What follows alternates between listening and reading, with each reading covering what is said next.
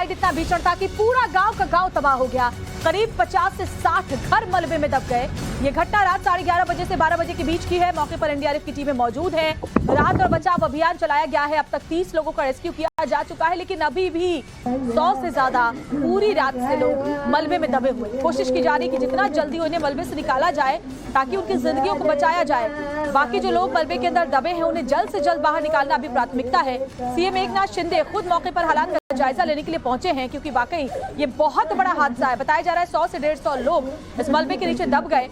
मिट्टी का पहाड़ दरक गया और लोगों के घर आशियाने तबाह हो गए। लोग उसमें ही अंदर दब गए। अभी लोगों का रेस्क्यू करने का काम पूरी रात से जारी है, लेकिन जैसा मौसम बना हुआ है महाराष्ट्र में, उसके बाद ऐसी तस्वीरें एक के बाद एक सामने आ रही है। लेकिन ये बहुत बड़ा हादसा है। अंदाजा लगाइए 100 से 150 लोग अगर दबे हुए हो इस लैंडस्लाइड में तो क्या हालत हो सकती है। और ऊपर से जो लगातार बारिश हो रही है उसकी वजह से रेस्क्यू ऑपरेशन में भी दिक्कतें पेश आ रही है। 4 तस्वीरें आपके सामने। लैंडस्लाइड का कहर, पूरा गांव बह गया, पूरा गांव मिट्टी में दब गया। मलबे में जिंदगी अभी भी दबी हुई है पूरी रात से, और जैसे जैसे वक्त बीतता जाएगा जिंदगी की उम्मीद जो है वो भी कम होती जाएगी, क्योंकि इतना वक्त बीतने के बाद जो लोग मलबे में दबे हुए हैं उनको जल्द से जल्द निकालना बहुत ही ज्यादा जरूरी है। एनडीआरएफ का जो रेस्क्यू ऑपरेशन है पूरी रात से चल रहा है। खुद सीएम शिंदे भी वहां पर मौजूद है।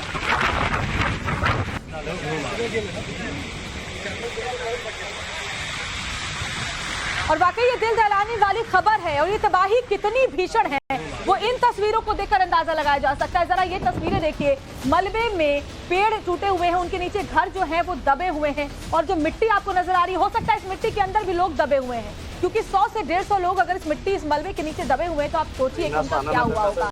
पहाड़ से मलबा इतनी तेजी से नीचे आया कि पूरे घर जमीन में दब गए। देखिए मलबे में कैसे घर दबे हुए हैं, और इसी में आप अंदाजा लगा सकते हैं कि जो लोग इस घर में मौजूद थे, क्योंकि रात के 11-12 बजे का वक्त था। अमूमन इस इलाके में लोग उस वक्त तक सो जाते हैं, वो सोए हुए थे, और तभी जो है अचानक पहाड़ से मिट्टी इतनी तेजी के साथ नीचे आया, दरक कर पहाड़ कि वो घर ही दब गया, और घर के साथ साथ जो लोग थे वो भी इसके अंदर दफन हो गए। हमारे सहयोगी राकेश त्रिवेदी की एक रिपोर्ट हम आपको ग्राउंड जीरो से दिखा देते हैं। घटनास्थल पर स्थिति का जायजा लेने के लिए खुद महाराष्ट्र के मुख्यमंत्री एकनाथ शिंदे भी यहाँ पर पहुंचे हुए हैं, जो एनडीआरएफ और एसडीआरएफ की टीम के साथ जो है वो जानकारी जुटा रहे हैं। ये तस्वीरें आप देख रहे हैं, यहाँ पर एकनाथ शिंदे खुद घटनास्थल पर पहुंचे हैं। ये खोपोली तालुका के नानीवाली विलेज की तस्वीरें हैं। ये बेस कैंप है जहाँ पर लोगों को रेस्क्यू करके लाया जा रहा है। गाड़ियाँ यहीं तक पहुँच सकती हैं। इसके आगे जो घटनास्थल है जहाँ पर लैंडस्लाइड घटना हुई है वो यहाँ से ऊँची एक पहाड़ी पर है, और वो पहाड़ी की चोटी पर है। तकरीबन 2 किलोमीटर तक की दूरी है, और वहाँ पहुँचने के लिए अगर आप पैदल जाएंगे तो 2 से ढाई घंटे का वक्त लग सकता है। बहुत ही सीधी और तीखी चढ़ाई है, और वहाँ तक गाड़ियाँ नहीं जा पाई, इसीलिए रेस्क्यू ऑपरेशन में काफ़ी दिक्कतों का सामना करना पड़ रहा है। आप देख सकते हैं कि शिवसेना से मंत्री उदय सामंत भी यहाँ पर मौजूद हैं, दूसरे नेता मौजूद हैं, और ये जानकारी ले गए कि आखिर घटनास्थल पर ये घटना कितने बजे कैसे घटी।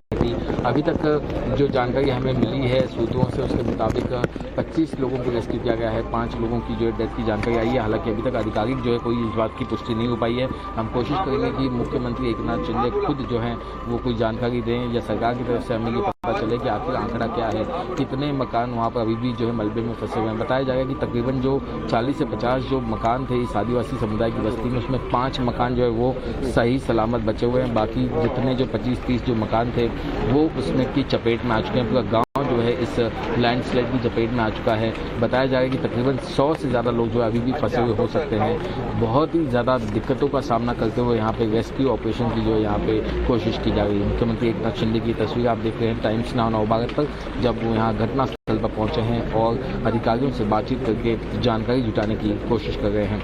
वीडियो जर्नलिस्ट विनायक बेंगलुरु के साथ राकेश त्रिवेदी, रायगढ़, टाइम्स नाउ 9 भारत। और रायगढ़ से हमारे संवाददाता राकेश त्रिवेदी हमारे साथ जुड़े भी हुए हैं लाइव। राकेश, क्या अपडेट अभी रेस्क्यू को लेकर के, कितने लोगों का रेस्क्यू किया जा चुका है और कितने और लोग अभी मलबे में दबे हो सकते हैं?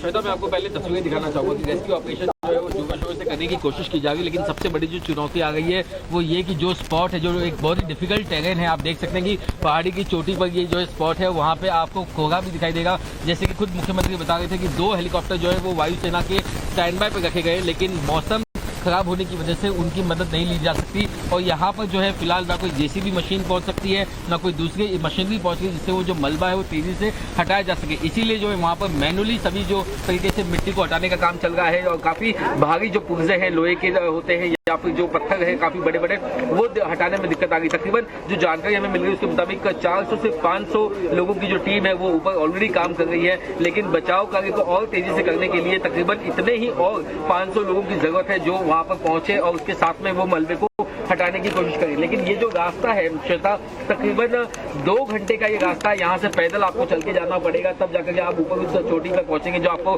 तस्वीरों में दिख रहा होगा कि कुछ रंगीन जो कपड़े में आपको लोग दिखाई देंगे वो उसी चोटी तक पहुंचने की कोशिश करके जो इरशालवाड़ी नाम की जो जगह है ये गांव, और खुद मुख्यमंत्री इनका ये कहना था कि ये जो इलाका है ये पहले लैंडस्लाइड प्रोन एरिया में इसकी लिस्ट में शामिल नहीं था। ऐसे में क्या प्रशासन की तरफ से इसकी ऑडिट करने में कोई चूक हुई, क्या पहले यहाँ पर कभी विजिट किया गया, देखा गया कि इसमें कोई खतरा है कि नहीं है, ये तमाम जांच का विषय है जिस पर आगे चल के जांच के आदेश दिए जा सकते हैं। लेकिन फिलहाल जो सबसे पहला जो प्राइमरी जो फोकस है वो रेस्क्यू ऑपरेशन पर है। अब तक जो है 4 जो लोग हैं गांव के जो लोग थे उनकी मृत्यु हो चुकी है। एक बचाव कर्मी जो यहाँ के स्थानीय फायर ब्रिगेड की टीम के जो अधिकारी थे उनकी इसमें मौत हुई है। कुल मिलाकर के 5 मौतें जो है अब तक इस दर्दनाक हादसे में हो चुकी हैं। तकरीबन 25 लोगों को जो रेस्क्यू किया गया है। 17 से 18 मकान ऐसे हैं जो इसकी चपेट में आए हैं और उसमें तकरीबन 60 से 70 लोग हैं जो मलबे में फंसे होने की आशंका जताई जा गई है। अभी तक जो टीमें ऊपर गई थी उनमें से कोई खास जो है कोई टीमें नीचे वापस नहीं लौट पाई है और इसीलिए जो डेटा है जो आंकड़ा है वो अभी नहीं मिल पाएगा। जैसे जैसे रेस्क्यू ऑपरेशन की टीम नीचे आएगी उसके बाद में ये जो आंकड़ा है वो अपडेट हो सकता है। जो आपको ये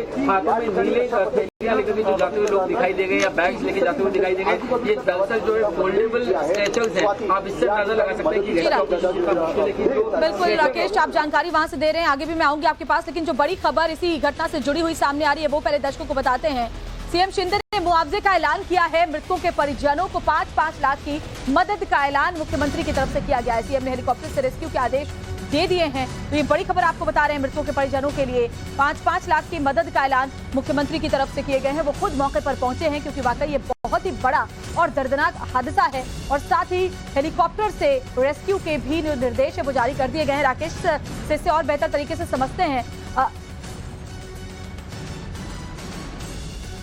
बचाव कार्य शुरू है, बारिश है, उसके बावजूद लोग बचाव कार्य में जुटे हैं और जो फंसे हैं उनको निकालना उसको प्रायोरिटी दे रहे हैं हम लोग। बाकी तो सब जो है वो बाकी बाद में होता रहेगा। परिवार से 5 लाख रुपये देने का दिया है। जो घायल है उसका इलाज सरकार करेगी और सरकार इसके पीछे खड़ी है। राकेश, मैं आपके पास आऊंगी, लेकिन बड़ी खबर एक और आ रही है। रायगढ़ आपदा पर गृह मंत्री शाह ने ट्वीट किया है। लोगों को निकालने का काम जारी है। गृह मंत्री अमित शाह ने कहा है घायलों का इलाज हमारी प्राथमिकता है, यानी पहले जो घायल निकाले जा रहे हैं मलबे से उनको जल्द से जल्द चिकित्सीय सुविधा मिल पाए, ये हमारी प्राथमिकता है। एनडीआरएफ की 4 टीम मौके पर मौजूद है। साथ ही गृह मंत्री अमित शाह ने मुख्यमंत्री एकनाथ शिंदे से बात भी की है। इसको लेकर के रेस्क्यू ऑपरेशन और तमाम निर्देश जो है वो गृह मंत्रालय की तरफ से मुख्यमंत्री शिंदे को दिए गए हैं। तो ये बात गृह मंत्री अमित शाह ने ट्वीट करके जानकारी दी है। जो हादसा हुआ है उसने वाकई सबको झकझोर कर रख दिया है। दिल दहलाने वाला ये हादसा है। पहाड़ किस तरीके से दरका और मिट्टी और मलबे में ये 17 से 18 घर जमींदोज हो गए, लोग उसके अंदर ही फंस गए और फिलहाल रेस्क्यू का काम तेजी के साथ आगे बढ़ाया जा रहा है।